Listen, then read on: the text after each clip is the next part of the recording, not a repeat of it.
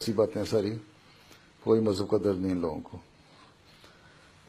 جتنا مولوی، سب سے بڑا مولوی آج وہ ہے پاکستان میں جس کی جو گالیوں کی ووکیبلری ہے نا سب سے زیادہ ہے احمدیوں کے خلاف. ٹھیک ہے، تو ایسی گالیاں انہوں نے دے دیا. اگر اس کی اب ڈکشنری بنائی جائے تو 500 صفحے کی ڈکشنری بن جائے.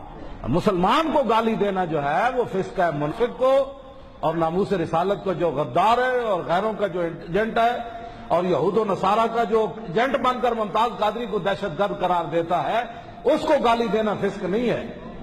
ہاں، یہ کو سمجھو بات. کوئی شریعت ہم نے بھی پڑھی ہوئی ہے، اتنی بات نہیں ہے.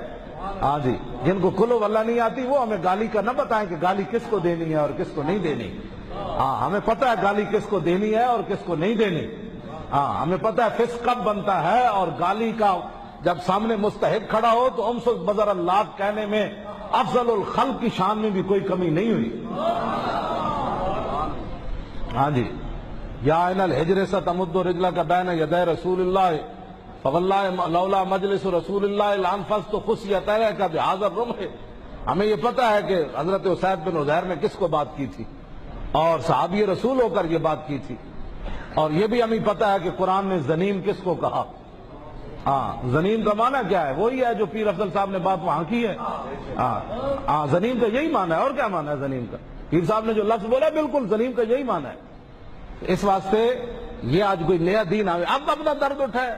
پورے 69 سال تم دین کا مذاق اڑاتے رہے، صرف ایک گالی سے درد ہو گیا ہے. وہ درد نہیں ہوا. اصل مسئلہ یہ ہے کہ منافق لیبرل اور سوشلزم کے حامی اور دین کے غدار اور دین کے ساتھ مذاق اڑانے والے، ان کی شاہ رگ پر جب یہ فقیر جا بیٹھے جن کے بارے میں اقبال نے کہا تھا کہ اب تیرا بھی دور آنے کو ہے فقر غیور، اب تیرا بھی دور آنے کو ہے فقر غیور، کہ کھا گئی روح فرنگی کو ہوائے سیم و زر. اقبال کہندا غیرت مند فقیراں دا دور آنا ہے. اجے دور آیا نہیں، غیرت مند فقیر صرف ڈی چوک جا بیٹھے تو کہتے او یہ کون آ گئے؟ میں کہا وہی آ گئے جن کے بارے میں اقبال کہتا تھا فقیروں نے آنا ہے، وہ آ گئے.